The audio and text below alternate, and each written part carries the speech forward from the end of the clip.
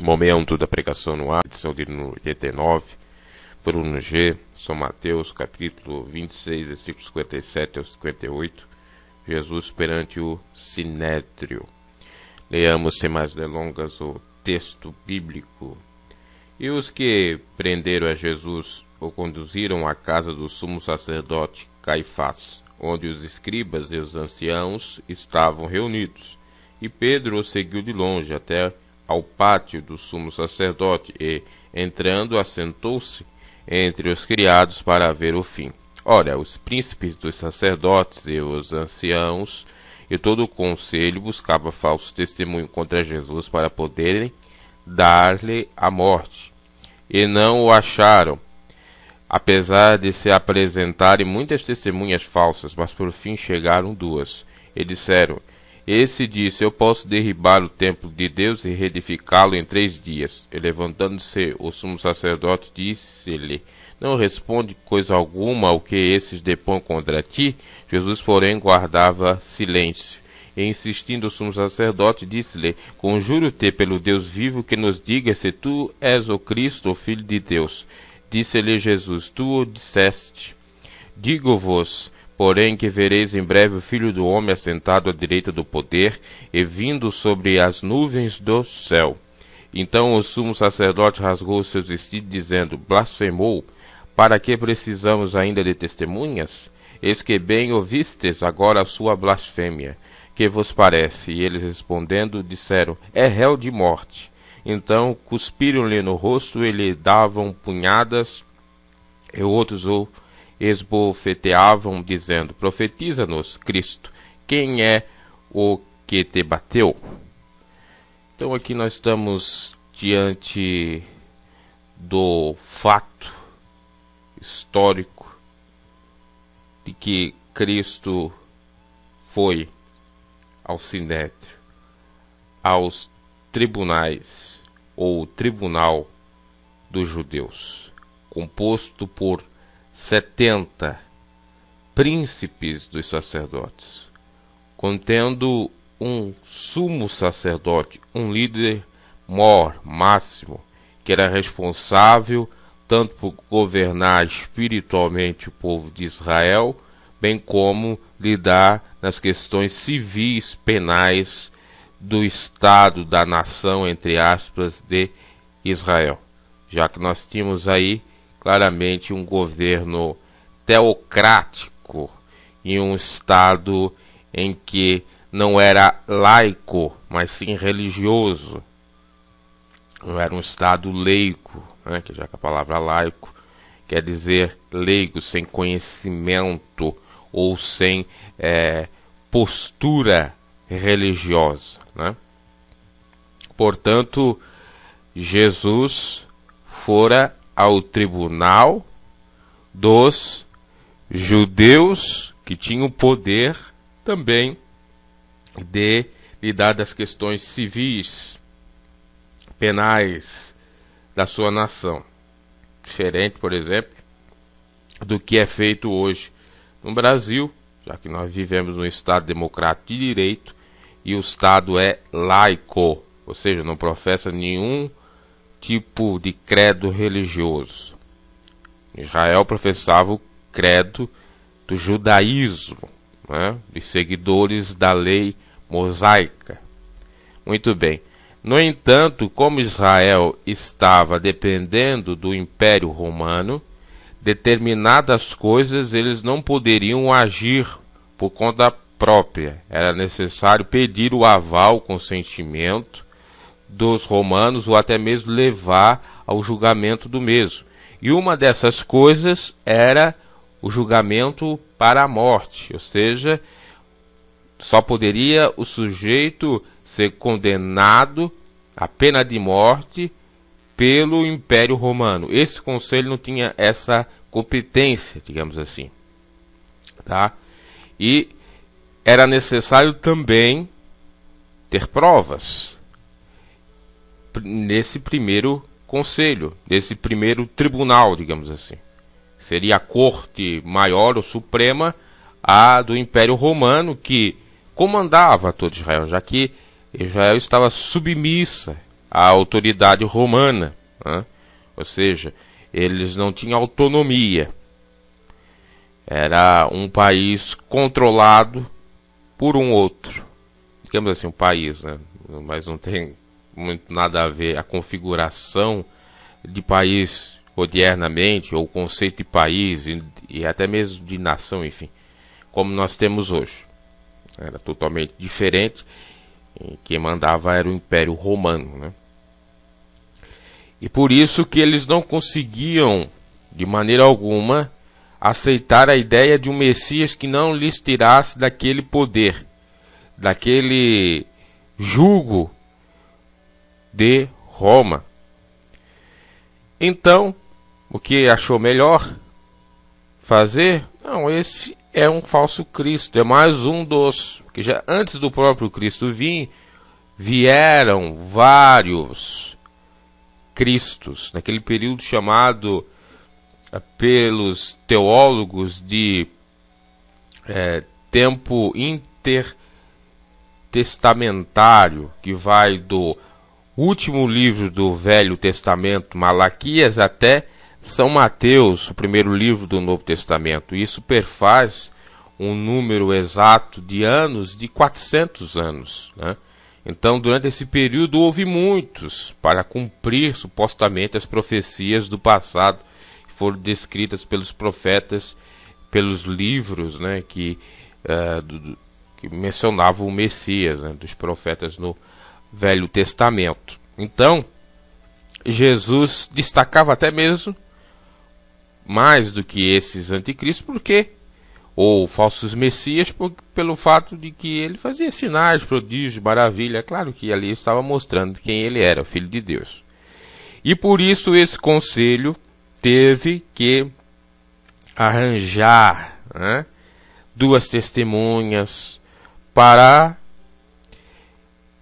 inventar, caluniar, criar um factoide, uma mentira, para criar um crime impossível, até diria, o falso, de Cristo, para levá-lo, conduzi-lo a Roma, porque se não tivesse fundamentação, se não houvesse, de fato, comprovação por intermédio das testemunhas, tanto é o fato que Jesus até mencionou a questão das testemunhas, quando ele falou do problema entre irmãos, né, que é bom para esclarecer, resolver exatamente o problema, né, ou conflito, levar até a igreja duas ou três testemunhas, né, porque essa era a praxe de fato, que valia não só para o campo religioso, também para o campo civil, ou no caso aqui penal, né. Então, meus caros, Jesus foi conduzido até a casa desse sumo sacerdote Caifás. Caifás, que era o principal de todos, o maior julgador, o cabeça, tá?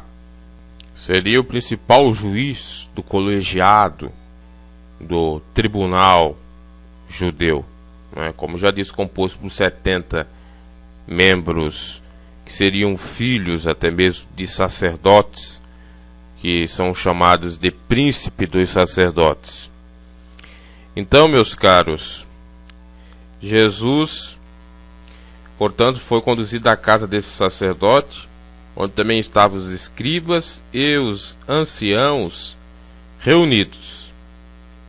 E estando, obviamente, ali toda a liderança, do ponto de vista estatal, governamental, como religiosa, para, de fato, consumir toda a obra, entre aspas, que era falada pelos profetas, obra esta designada, criada, formada pelo próprio Deus, e que tudo que estava ocorrendo, de fato, era a permissão do Senhor, e era necessário, mister, assim ocorrer.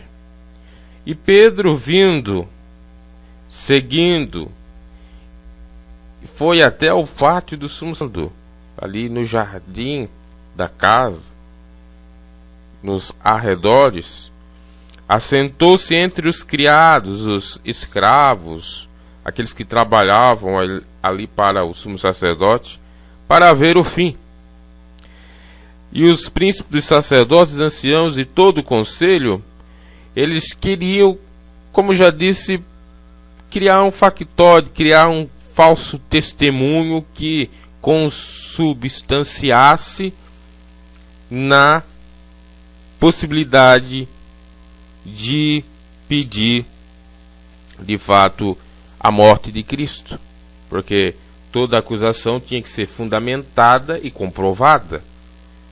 A comprovação era por meio do forçamento do falso relato, e exatamente o fundamento se daria pelo relato das testemunhas também, né? E a palavra de Deus nos diz para não dar falso testemunho, né? Ai dos tais, estava na lei isto. Veja que os próprios religiosos, conhecedores da Tanar, do Velho Testamento, da Torá, dos 5 primeiros livros da Bíblia, o Pentateuco, que fala das leis, estavam descumprindo até mesmo a própria lei, em nome de fato, destruir um suposto inimigo, em nome de fato de resolver, entre aspas, a problemática que seria Cristo, porque Jesus estava fazendo coisas além do que era permitido. Ele estava pervertendo a sociedade, porque Jesus, ele estava fazendo aquilo que os sacerdotes não faziam. Então, por ciúmes, por inveja, por medo desse Jesus se acender ainda mais e tomar o posto dessas lideranças, ou até mesmo de ele fazer uma revolução com aqueles que o seguiam, os judeus hipócritas, então armaram toda emboscada para condenar Jesus, a crucificação. Olha que coisa terrível. Então, meus caros, nós temos que perceber que o que foi feito com Jesus é terrível. É a pior de todas as justiças. Justiça vai com as suas próprias mãos, simplesmente por inveja. Aí muitos pensam, hoje em dia não ocorre mais isso, porque nós ampliamos a justiça, hoje tem princípios a ser respeitado, tem recursos, tem ampla defesa, tem contraditório. Como se faz a mesma coisa que fizeram com Cristo, até pior? Quantos que estão condenados injustamente e quantos que estão soltos também injustamente? Ou seja, pessoas inocentes sendo presas ou presas, culpados sendo soltos. Mais do mesmo. Nós vamos perceber numa próxima narrativa onde nós vamos meditar que o povo escolheu Barrabás, soltar um bandido de extrema periculosidade e prender e pedir a condenação, a morte do santo, do justo, daquele que tira o pecado do mundo, Cordeiro Imaculado. Então, para ver como que são as coisas, como que são as injustiças. Eu já citei várias vezes um episódio de um sujeito que chegou a ser condenado injustamente e foi para a prisão com a condenação de estuprador, e lá fizeram o que você imagina com ele, né? E até mais, até o que você duvida. O sujeito foi tirado, melhor dizendo, da prisão muito mais tarde, comprovando que, ou foi comprovado que ele não tinha nada a ver com aquele delito, mas com um dano irreparável, irremediável, pois ele contraiu o vírus da HIV. E aí? Foi o que o povo de Cristo, ou que acreditava em Cristo de alguma maneira, né? Ou os judeus, principalmente quando viram Jesus morrendo e o véu do templo e vários fenômenos acontecendo, né? Naturais, enfim, constataram que não, esse realmente é o Filho de Deus, né? Porque é necessário acontecer para depois se arrepender ou rever os seus posicionamentos. Então olha a crueldade, olha o processo feito contra Cristo, a armação. E eu não achando, apesar de se apresentarem algumas testemunhas, né? Claro, testemunhas é o que não iria faltar, exatamente para tanto se gabar por isso, ou receber alguma bufunfa, eu diria, dos tais para mentir. E chegando duas, disseram, ele disse que derribaria o templo de Deus e reedificaria em 3 dias. E aí então o sumo sacerdote, o Caifás, disse, não responde coisa alguma ao que esse depõe contra ti? O que Jesus vai responder a isso? Se é isso mesmo, simbolicamente derribaria o templo, ele mesmo, que é o templo do Espírito, que somos nós, o nosso corpo, a nossa mente, a nossa alma, o nosso espírito, e reedificaria em 3 dias, porque ele ressurgiria, ressuscitaria, e tudo se faria novo. Novo Testamento, uma nova vida, a partir de então, o surgimento da igreja, etc. Só porque ele falou de modo simbólico. E isso é uma coisa muito interessante vocês parar para analisar, porque muitas das coisas que às vezes a gente diz por uma má interpretação, a gente acaba de fato sendo vilipendiado, sendo humilhado, sendo julgado como uma pessoa ruim, ou até mesmo perseguido e, por que não, morto. Simplesmente por uma palavra que é tirada fora do contexto, que não é bem analisada. E eu não estou falando aqui para pessoas ignorantes, pessoas que não têm um conhecimento de hermenêutica, de interpretação. Estou falando com pessoas com a mente cauterizada, indo para o lado mais do maligno, né? Tendo uma mente corrompida, só pensa nos seus próprios interesses e que vê mal em tudo. Aliás, faz que nem os hipócritas fariseus faziam, né? Colhiam um mosquito e engoliam um camelo. Então, era uma blasfêmia, era algo terrível dizer que derribaria o templo de Deus e reedificaria em 3 dias, no simbolismo. É uma afronta, um assinte. É lastimável isto. E levantando o sumo sacerdote disse, não, responde alguma coisa. E Jesus ficou quieto, porque era exatamente aquilo que ele iria falar. Não tinha que falar absolutamente nada. Jesus, porém, guardava em silêncio, claro. E insistindo, o sacerdote disse, conjuro pelo Deus vivo. Olha a hipocrisia. Eu peço pelo Deus vivo, que nos diga se tu és o Cristo, o Filho de Deus.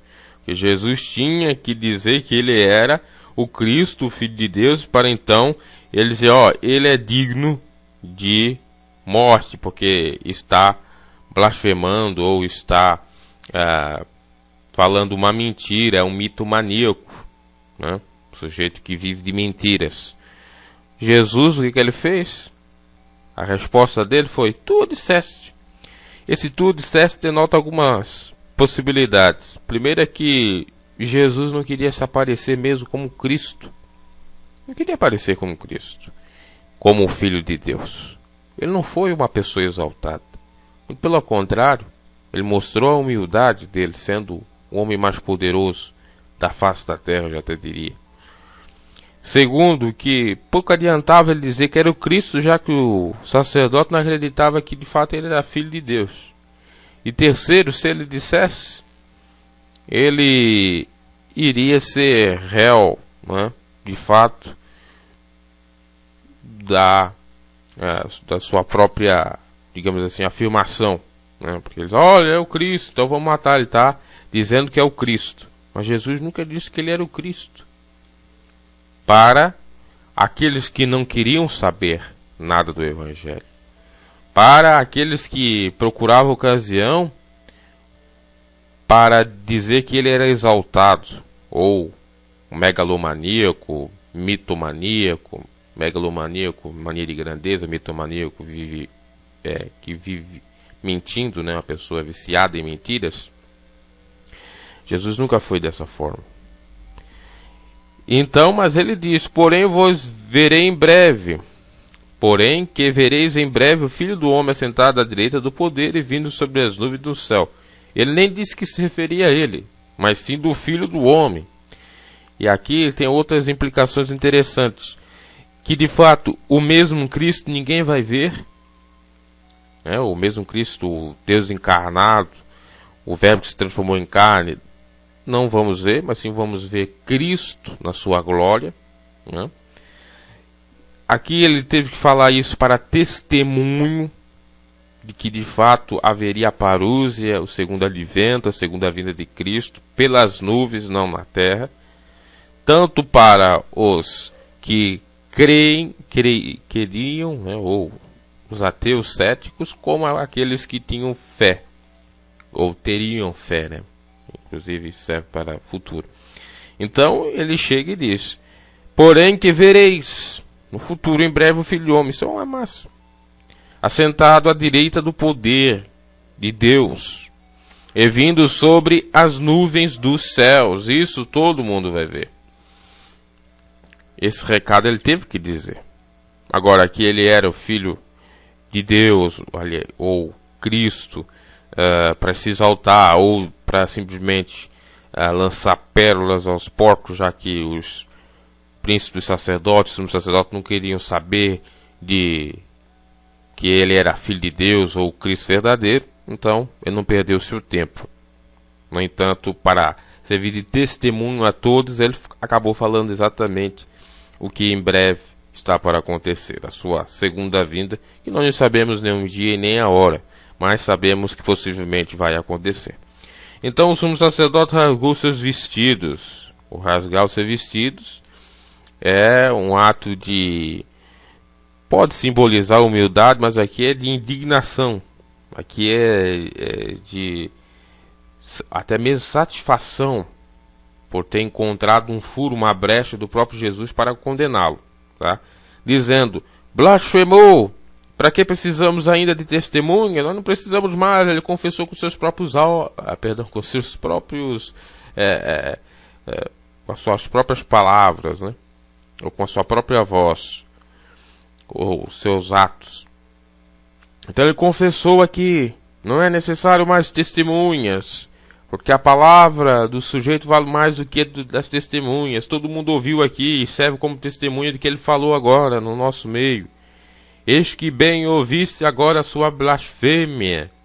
Qual foi a blasfêmia de Jesus? Dizer que em breve desça do poder, vindo sobre as nuvens, que veríamos o Filho do Homem. Mas ele não disse que ele era o Filho do Homem, né? Veja que, se nós formos analisar no critério do ponto de vista jurídico, e é uma argumentação pequena, né? É uma argumentação pífia de que Jesus teria dito que ele era o Cristo. Ele não afirmou que ele era Cristo. Ele não estava de fato falando qualquer insanidade, apenas dizendo que o Filho do Homem, mas não dizendo que era ele. Então, no próprio contexto jurídico, essa, digamos assim, sentença já está errada, equivocada. Quanto mais do ponto de vista espiritual, né? O que vos parece? Aqueles que estavam reunidos, os anciãos, os príncipes, os sacerdotes ali, o tribunal e as testemunhas e tal. Ele respondeu dizendo: ele é réu de morte ter dito que vereis em breve o Filho do Homem sentado à direita do poder vindo sobre as nuvens do céu, né?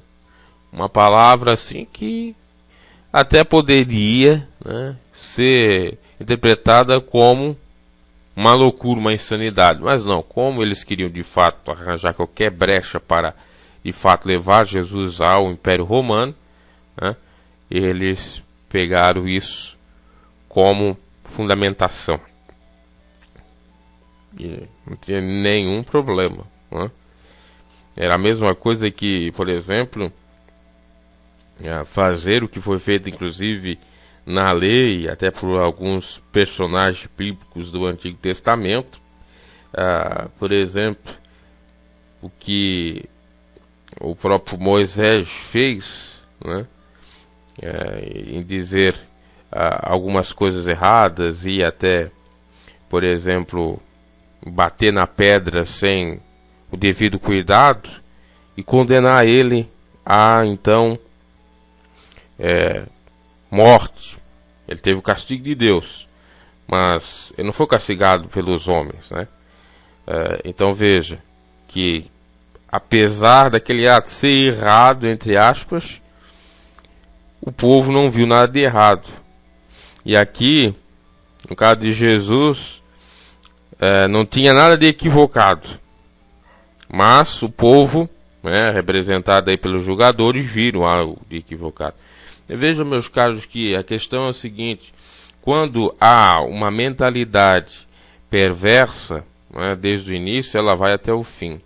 Quando há já uma maneira, uma forma de querer, de fato, incriminar uma pessoa, não há como. Você pode procurar mecanismos, recursos para bloquear isso, que não acontece. Vai ser condenado, vai passar por todos os ritos, isso trazendo a miúdos nos tempos odiernos. Na justiça que é feita comumente hoje no Brasil, por exemplo.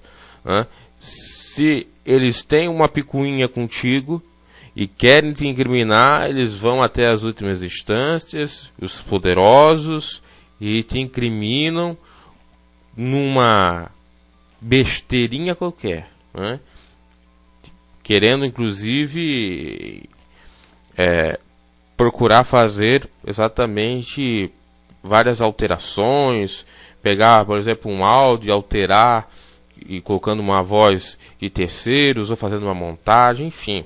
Quando se quer, sem poder para fazer, se faz. Isso que é muito complicado você se insurgir com algumas determinadas autoridades, principalmente aquelas que são austeras de fato, porque você vai dar com os murros na água no sentido até mesmo de ser morto. É um perigo. Mas Jesus passou por esse todo perigo porque o reino dele não era daqui.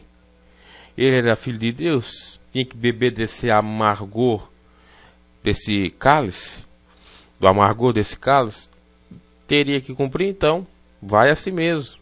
E assim fica evidenciado, claro aqui, como de fato tudo ocorreu de uma maneira extremamente equivocada, infundada. Recentemente um sujeito aí, porta-voz de uma pré-candidata à presidência do Brasil, chegou a falar que Jesus foi o pai da democracia, que Jesus ficava em silêncio, que Jesus respeitava de fato o que os outros falavam, respeitava o pensamento de cada um, que Jesus era exatamente uma pessoa que sabia conviver com todos, enfim. Tudo isso falado pelo fato de que ele foi questionado acerca da legalização das drogas e também do aborto, que essa pré-candidata estaria afim, se eleita, de fazê-lo, essa legalização por intermédio de plebiscito, perdão.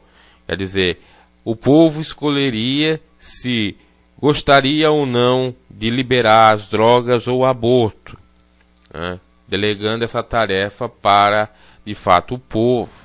É claro que isso trata-se de uma outra problemática, porque nós não estamos falando aqui. A questão é que há uma diferença entre Estado e Igreja, de Bíblia e Constituição, Na atual configuração de Estado, nós não vivemos um Estado teocrático, as coisas são totalmente diferentes.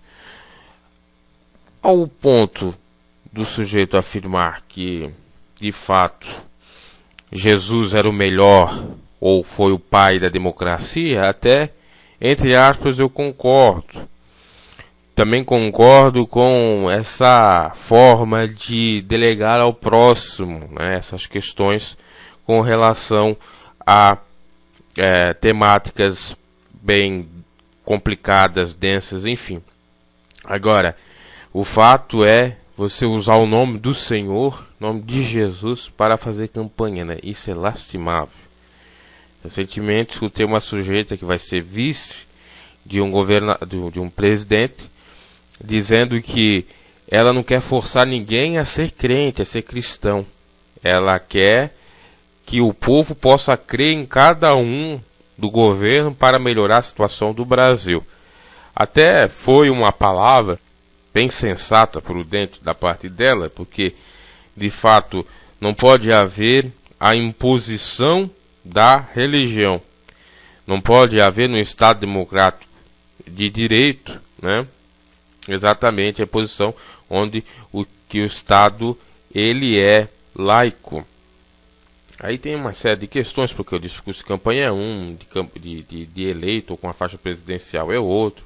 Tem tudo isso. Mas por que eu estou trazendo isso? Por que eu estou falando? Porque de fato, meus caros, muitos querem se aproveitar da situação desse episódio de Cristo, do sofrimento dele, para viver a vida, para se enriquecer, para fazer campanhas, para mostrar que são um partido melhor, para mostrarem que são de fato os salvadores da pátria, que eles têm a panaceia universal que vai sanar todos os problemas, que vai de fato curar todas as patologias, seja ela de que ordem for. E isso é uma inverdade, porque o ser humano ele é totalmente imperfeito, está sujeito mais a buscar os seus próprios interesses do que os interesses coletivos. Jesus foi o pai da democracia, como disse o sujeito, mas não da democracia que hoje está estabelecida, como a forma de governo ou os sistemas de governo que aí estão. Porque Jesus estava fora de toda a sistemática governamental. E a democracia que muitos hoje creem que era de Jesus, que ele respeitava os outros, não era bem assim, porque Jesus, quando era necessário falar, ele falava. Ele pregava duro. Quando era para dizer a respeito da hipocrisia e insanidade do povo, ele pegava e falava.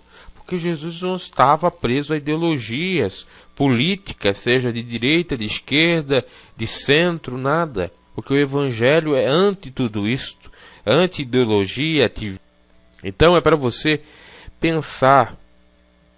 Geralmente, essas pessoas que utilizam o nome do Senhor, elas estão simplesmente a fim de ganhar prosélitos, seguidores, ou se enriquecer com o nome do Senhor, e não, de fato, empregar o Evangelho ou dar bom testemunho com os relatos de Cristo, né? Ou ser um embaixador de Cristo, seguidor de Cristo, etc. E o que seria democracia, para aqueles que não sabem?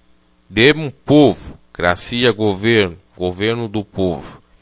Aliás, se nós formos achar que Jesus era o sujeito mais democrata, nós estamos equivocados, porque ele nunca deixou o povo governar, né?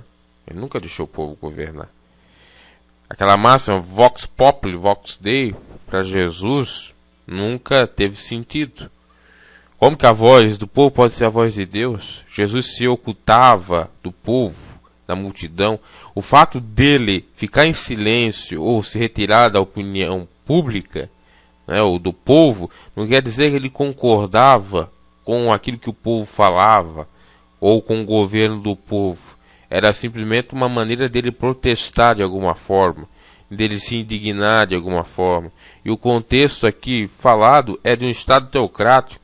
Não diz nada a respeito de um Estado que é, de fato, sem religião e democrático, ou seja, que seja comandado pelos princípios de, digamos assim, da dignidade da pessoa humana, ou da igualdade, do respeito, da pluralidade de ideias, etc. Porque Jesus, se você for analisar, ele não tem pluralidade de ideias e ele não respeita a pluralidade de ideias. Mas como assim não respeita? Porque se ele respeitasse no sentido dele ficar quieto e não falar nada, né? Ele simplesmente não falaria nada. Mas ele fala. Ele não falava, era uma maneira dele ser sarcástico, irônico, quando ficava em silêncio, principalmente com os ditos religiosos que conheciam a verdade. Então não dá, apesar de muitos quererem aí com livros, teologia, enfim, querer fazer de Jesus um rei da democracia, ou querer dizer que Jesus é de direita, de esquerda, de centro, procurar ideologias em Jesus, não vão encontrar. Porque a ideologia de Jesus, se é que havia, era do reino dos céus, não era dessa terra, não era de homens que pensam só para esse mundo. Ah, mas Jesus pregou respeito, Jesus, ele nunca atacou. Como que Jesus nunca atacou ninguém, meus caros? Jesus chegava a chamar os judeus, os fariseus, de hipócritas, os religiosos de hipócritas. Como é que ele respeitava? O respeito, sim, de não, de fato, ir para cima das pessoas, atacar. Mas mesmo assim, quando ele via que era demais, ele ia e dava chicotada. Aí tem aquela máxima, respeitar sim, concordar não, né? Eu respeito, mas concordar... Sim, no sentido de você não atacar a pessoa. Por exemplo, uma postura muito linda de Jesus, e o que eu compactuo disso, é você não faz nada para mim, eu não faço nada para você. Você faz alguma coisa para mim, eu faço alguma coisa para você. Ah, mas isso é ilógico no pensamento do Evangelho, porque nós devemos amar aqueles que são nos inimigos. Mas o amar que são nos inimigos quer dizer que a gente deve ficar com a boca que nem um botão, sem falar nada. Não quer dizer que nós não devemos reagir. Eu não sei que lógico, que pensamento mesquinho é esse. Porque Jesus sempre, quando foi confrontado, ele falou, eu nunca ficou quieto, meus caros. E quando ele ficava quieto, até o seu silêncio dizia alguma coisa. Então o seu silêncio dizia alguma coisa. E aqui Jesus está diante de um tribunal. Jesus não está na sua vida cotidiana, de costume. Porque se você for perceber na sua vida cotidiana, ele chegava, o que aquele Herodes está lá falando daquela raposa? Hoje em dia chamar uma pessoa de raposa, aquele tempo chamar uma pessoa de raposa era a mesma coisa que dizer assim, aquele salafrário, aquele safado lá, daquele pastor, daquele governante. Era dizer isso para uma autoridade.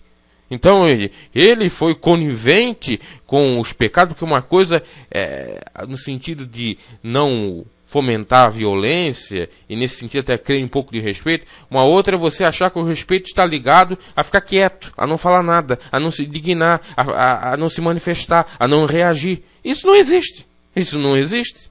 Isso é uma mente pequena. Isso é aquela teoria, né? O plano teórico que você aprende quando você é criancinha. Você deve respeitar, você pode até discordar, deve respeitar. Mas aí tem que pegar as duas palavras, né? E começar a ver o que é respeito e o que é de fato acordo, né? Ou discordar. Aliás, a palavra respeito vem de peito, né? De você olhar para si duas vezes, né? No sentido de você olhar para si mesmo, né? Fazer um segundo olhar. E nesse segundo olhar, né? Você deve, de fato, né? Rever seus posicionamentos. Mas Jesus, o que ele dizia, dificilmente ele revia seus posicionamentos, porque ele é a própria verdade, irrefutável. Então, enfim, meus caras, eu estou trazendo isso, divagando um pouco disso, porque tem muitas coisas, a gente até pode meditar, aqui não é propriamente para isso, aí num quadro especial acerca dessas categorias, para ver a diferença, tá? Porque eu acho isso terrível, a pessoa dizer, o fulano de tal diz que é cristão, mas não respeita, não segue o que Jesus falou, porque Jesus respeitava. Aí você vai ver, Jesus respeitou Herodes e não chamou ele de raposa? Jesus respeitou os que estavam lá fazendo da casa do pai dele de câmbio, ou sendo cambistas, né? Fazendo mercado na casa do pai dele, respeitou? Que respeito é esse? Deixar tudo com as cordas frouxas, sem rédeas, viver uma anarquia, isso aí é o respeito? Isso aí é o extremismo. extremismo, né? Então, meus caros, vamos seguindo aqui. Então eles disseram que era blasfema Jesus ter dito que em breve o Filho do Homem, uma coisa toda fora de contexto, né? Como é que eu posso dizer? Jesus não disse que ele era Cristo, ele disse que em breve o Filho do Homem. A mesma coisa que você falar uma coisa e a pessoa interpretar outra, né? A pessoa te pergunta, aí fulano de tal, você tem dinheiro? Aí você diz assim, ó, eis que o dinheiro virá em breve nos nossos bolsos. Aí a pessoa vai inferir o seguinte, olha, ele tem dinheiro, ele vai dar dinheiro para mim e ele vai ter dinheiro em abundância. É a mesma tolice. Inclusive isso são chamados de sinologismos, né, na filosofia, se eu não me equivoco, que é você dar um argumento e vem a contra-argumentação e depois tem uma conclusão com isso, né? Ou dar dois argumentos. Por exemplo, eu sou feliz. O animal não é feliz. Logo, eu não sou animal. É a lógica. Até você vai perceber que existe, porque eu sou feliz, eu ser humano sou feliz. O animal não é feliz, logo eu posso concluir que eu não sou animal, porque o animal não é feliz. Poderia colocar qualquer outra coisa aqui. Aqui no caso de Jesus, veja bem, ele fica em silêncio, mas vamos dizer que ele disse, eu não sou o Cristo. Vereis em breve o Filho do Homem assentado à direita do poder e vindo sobre as nuvens do céu. Logo, o que você pode inferir daqui? Aqui? Que Jesus não é o Cristo. Por quê? Ele não disse, eu não sou Cristo. O Filho do Homem assentado à direita do poder vindo sobre as nuvens. Então, Cristo não é o Filho do Homem. Ou o Filho do Homem não é o Cristo. É lógico isso aqui, não é verdade? Então, até na lógica, os judeus se perderam. Homens de cultura, de sabedoria, de entendimento das Sagradas Escrituras. Mas como eles queriam, como eu já disse, quando a pessoa quer uma coisa, mesmo que ela seja torta, mesmo que ela não tenha nem pé nem cabeça, vai assim mesmo. E resulta nisso, né? Começa a colocar palavras na boca da pessoa, começa a criar exatamente várias falácias. Isso é uma falácia, até no termo de sinologismo, é uma falácia. É um argumento falso. Que vos parece? E ele respondeu, disseram, é réu de morte. Réu de morte. Se você for acompanhar o sinologismo de volta na lógica, veja. Jesus disse, vereis em breve o Filho do Homem sentado à direita do poder vindo sobre as nuvens. Primeiro argumento. Segundo argumento, já que o silêncio não pode contar com argumento. Ele blasfemou, diz o sumo sacerdote. Terceiro argumento, que seria a conclusão disso, é réu de morte. Filho do homem, o Filho do Homem está sentado, virá e nas nuvens. Blasfemou, né, é o segundo argumento, que não tem associação um com o outro, de maneira alguma. E aí vem a conclusão, réu de morte, como assim? Porque o que poderia se inferir é o seguinte, se ele falou isto, aí vem a segunda argumentação, blasfemou, logo, o Filho do Homem não blasfema, ou a blasfema não diz respeito ao Filho do Homem. Enfim, fica um processo lógico, até da própria lógica, assim, complicado de se ter. Aí é réu de morte. Enfim, se for analisar aqui criteriosamente, segundo as argumentações, segundo a língua portuguesa, oratória, sinologismo, lógica, filosofia, enfim, dá para perceber aqui que foi feito um grande erro. Só no ponto de vista lógico, quanto mais do ponto de vista penal, jurídico e também espiritual. Então cuspiram no rosto e davam punhadas, pauladas, e outros o esbofeteavam, dizendo: profetiza-nos, zombando de Cristo, quem é o que te bateu? Sacanagem isso, é verdade, essa palavra mesmo. Me escandaliza, ai, sacanagem, instintos sacanas, pessoa que é perversa, pessoa que de fato gosta de humilhar as pessoas, né? De avacalhar, já te diria, né? De se valer do seu poder para aviltar as pessoas. Tanto era um fato que ocorria na época, principalmente do mundo grego, até romano, né? Por exemplo, quando os imperadores venciam uma guerra, uma maneira deles compensar a sua vitória, a sua euforia, era pegando os seus servos e copulando com eles, fazendo práticas homoafetivas, homossexuais. Às vezes até quando perdia, ele é sentido de raiva. E aqui é se valer do poder, né? É uma covardia que foi feita aqui, uma patifaria, né? Uma judiação que foi feita com Jesus. Se valer de 70 homens para condenar Jesus. Olha a insanidade. É uma multidão espancando um ser só. É a mesma coisa que de vez em quando você vê um sujeito que às vezes é espancado em praça pública, às vezes estava torcendo para um clube e o clube pego na rua e os insanos fanáticos vão matar o sujeito, né? Vão falar até a morte. E no mundo religioso isso aí não é diferente. Covardia, essa é a grande verdade. Despindo no rosto santo, esbofeteando um sujeito que era santo. E geralmente aqueles que são inocentezinhos, é só para você parar para analisar. Isso você percebe nos grupos sociais já desde a mais tenra idade com crianças, principalmente nas escolas. Aquele que é mais quietinho, que é certinho, que é estudioso, que quer de fato algum compromisso, que é um bom filho, que é um aluno exemplar. Esse é pego pela galerinha do mal, para humilhar, para fazer bullying, para fazer qualquer coisa insana. É verdade. Aquele que é mais tímido, acanhado, da mesma maneira. Parece que aquilo de alguma maneira incomoda, porque é fora do padrão. Jesus era fora do padrão.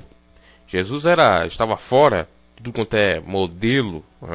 Aquilo causa algeriza, raiva. Por que eu não consigo ser que nem ele? Ele é diferente de nós, então nós vamos contra-atacar ele, porque o diferente de fato nos deixa insano, nos deixa maluco, nos deixa agitado. Nós temos que acabar com esse sujeito. Nós não sabemos lidar com o diferente em vários segmentos. E aí eu posso fazer uma meditação extensa, isso aqui daria até uma mensagem, uma matemática muito interessante com relação à diferença.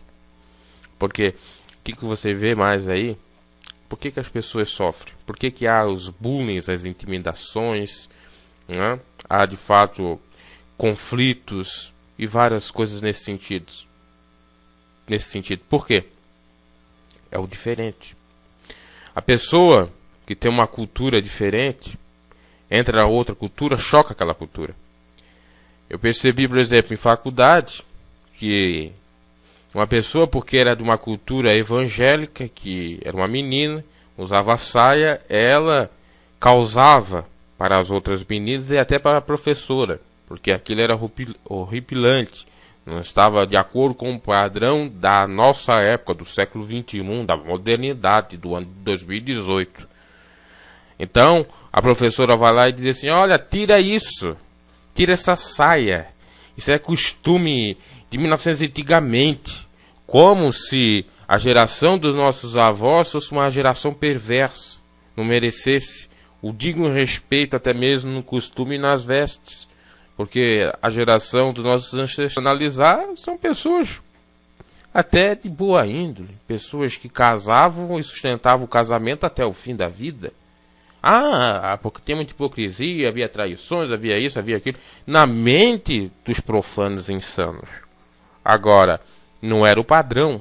Hoje em dia você casa, tu não sabe se vai aguentar daqui a um mês, porque até eu fiz uma brincadeira recentemente com o sujeito, eu disse, hoje você casa para ter o atestado de corno, ou de corna, porque do jeito que tá, é isso. Ah, mas isso é conservadorismo. Olha, se deve conservar o que é bom, né? Você não conserva a carne, o peixe, vai deixar desconservar a carne, o peixe para ver como é que fica. Ver se não fica podre. Vê se você consegue comer, vê se os bichos não comem a carne toda e você, se comer aquela carne estragada, vai ter uma bela de uma indigestão e pode vir até a óbito, morrer.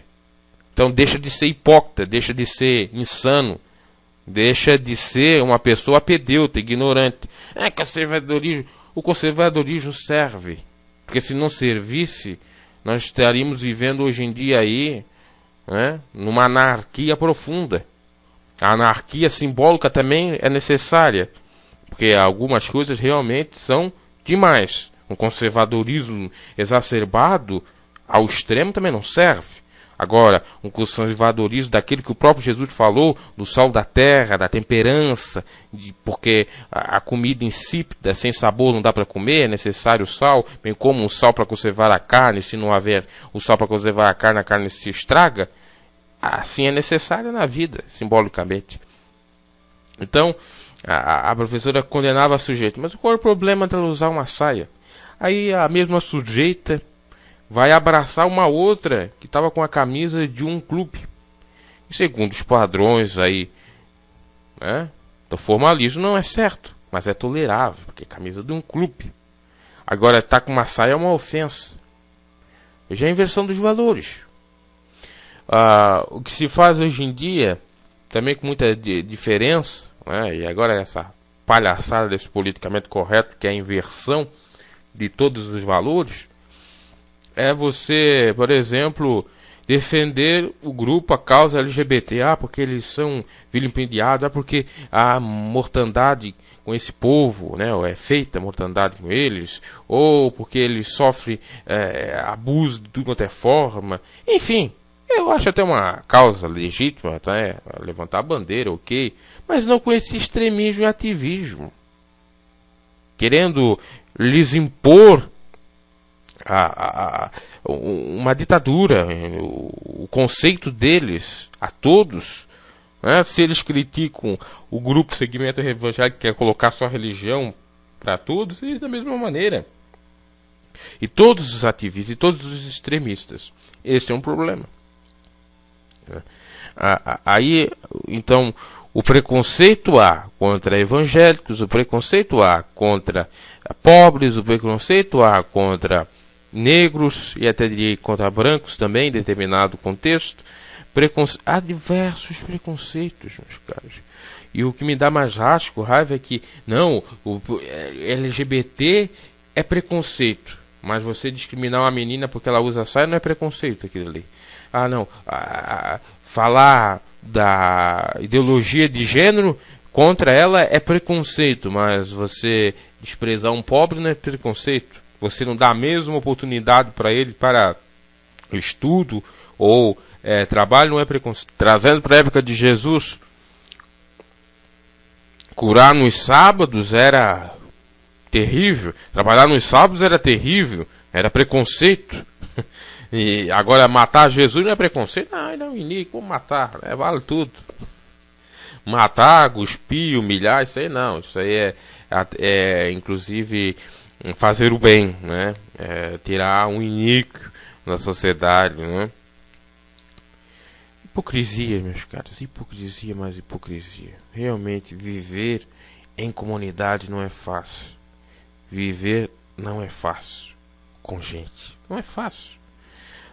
Recentemente na cidade veio um padre cantar. E dado momento uma pessoa me contou, porque eu não participei dessa festividade, que o padre vai falar da sua depressão, passou por dias terríveis, momentos realmente que não tinha mais jeito e tal. E o padre, 47 anos, não foi fácil. Aí eu fico pensando, todo mundo aplaudiu o sujeito por ter vencido a depressão de alguma forma.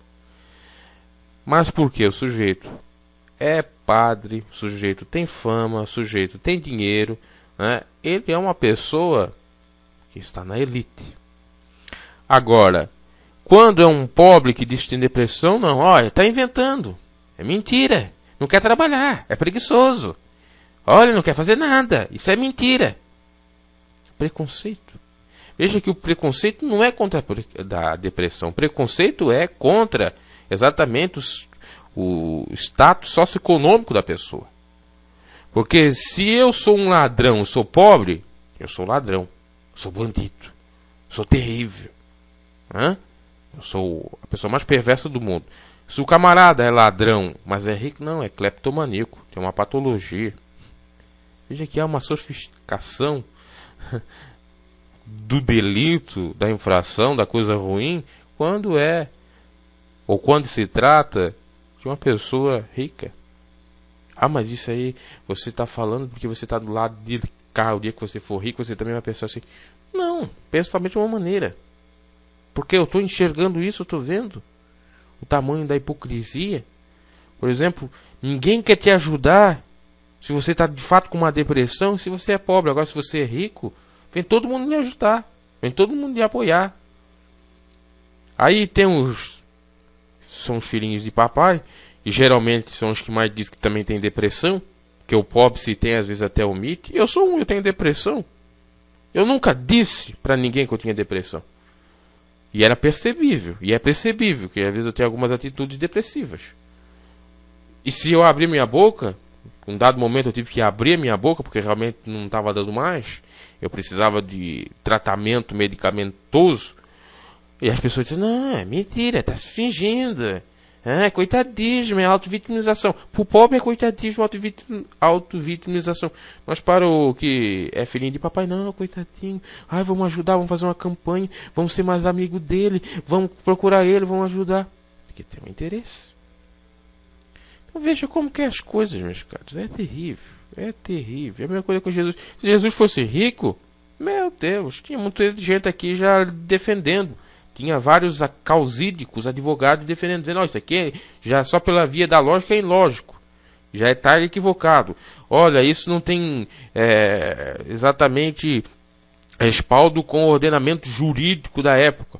E espiritualmente falando, também no campo religioso, também não tem. Vamos absolver Jesus. Mas Jesus não tinha advogado. Não tinha advogado. Pobre também não tem advogado, não tem defensor. Jesus dá uma série de lições aqui nesse contexto aqui. Ou essa passagem relatada por São Mateus nos dá para meditar sobre várias coisas. Sobre o sofrimento de quem de fato é humilde, é pobre, até mesmo na justiça, que é tratada assim, tanto desdém, com tanto desprezo.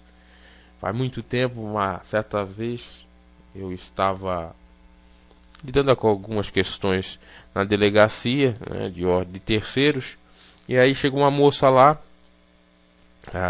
uma senhora já de idade, e a delegada era moça, assim, bem jovem mesmo.